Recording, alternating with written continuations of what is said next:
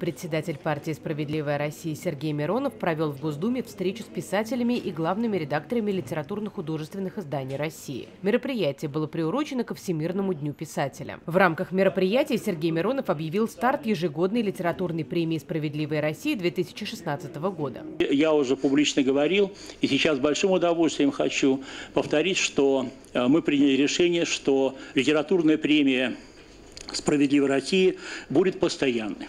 В этой связи присутствующие здесь члены жюри, я надеюсь, снова возьмутся за очень непростую, сложную, но интересную работу, читать, просматривать, изучать те работы, которые будут присылаться на наш конкурс.